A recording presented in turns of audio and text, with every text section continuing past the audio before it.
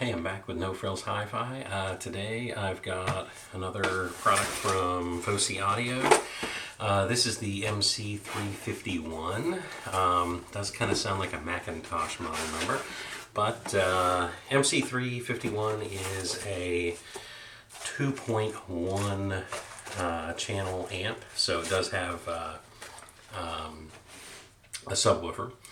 Got a little instruction manual here, and it's got a toss-link cable that it comes with, and a USB-A to USB-C cable. And this one came with a 32-watt charger. I'm sorry, 32-volt charger. You do have the option of the 48. I'll be probably testing it with both, but I did get the 32 this time simply because I forgot to ask for the 48. If you don't ask, they send you the 32. I've got some 48s here already, so it doesn't really matter, but I would recommend getting the 48. It's a little bit more money. In fact, I forgot to look up how much more money that it was, but I always opt for the 48 just because it does give you a little bit more power. So the 32, as this one is $189.99, and the 48 is $209.99. So really, you're not talking about that much difference in price, and it will make a whole lot of difference in the way that it sounds. It's going to be a lot more powerful with the 48. So I would put that into it if you can. If not, it's not the end of the world. It's still going to sound good, but I always go for more power if I can. Let's take it out of here and take a look. So it is shipped with the antenna on, although it's loose, which is kind of unusual. Normally they kind of have that off to the side, but no big deal. It's bigger than I thought it would be. You know, you look at it in the pictures, and I was thinking it was, you know, maybe that wide and half the height. Looks pretty substantial. Let's go ahead and get this away. So, just kind of go over the back of it first. Of course, you've got your all your speaker connectors under there. These do unscrew, so you can use banana plugs to plug in, or you can use spades or just a bare wire. Like I've said in the past with Fosi stuff, I really like most everything that they make. I will say this unit is mostly metal, if not all metal on the outside, which I really like. The only thing that I don't like is I feel like their speaker connectors are a little bit small, so they're a little hard to get fingers in and, you know, really work with. So I would like to see those maybe just a little bit bigger, but again, a kind of a first world problem. The rest of it looks amazing.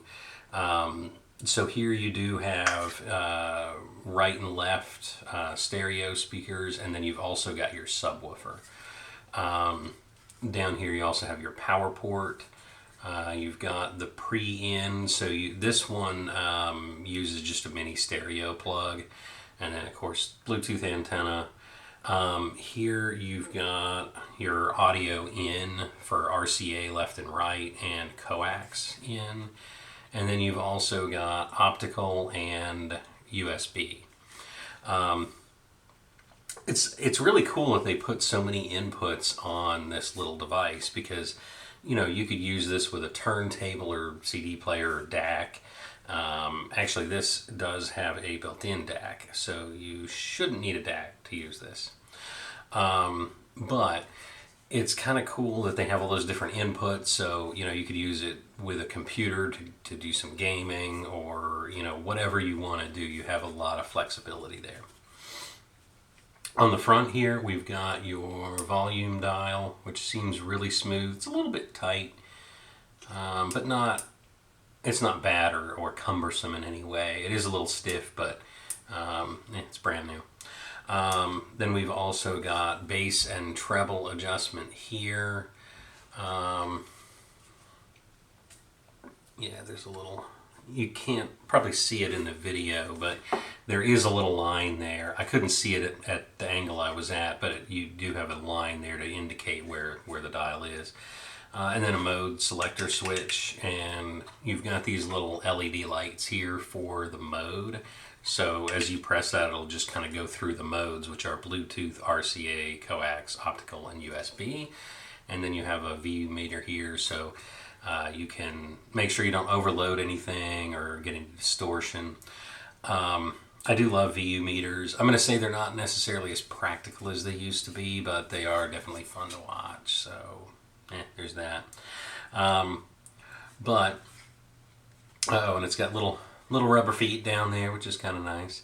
I can tell you, it's a lot heavier than I expected. I don't think I've had any Fosi product that weighed as much as this thing does, which I really like. You know, it means bigger coils, bigger capacitors, you know, just beefier, heavier duty components, which I really like.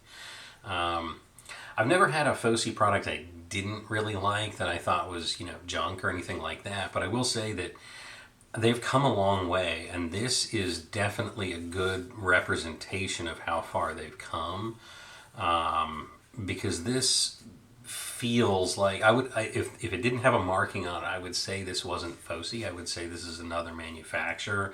They're kind of changing some of the things that they do, and you know, the way that things look and feel and sound. And I'm really kind of happy to see it. Like I said, I'm not disparaging their older stuff, but you know, it's nice to see a company that isn't afraid to innovate and make new things and kind of change what they're doing for the better.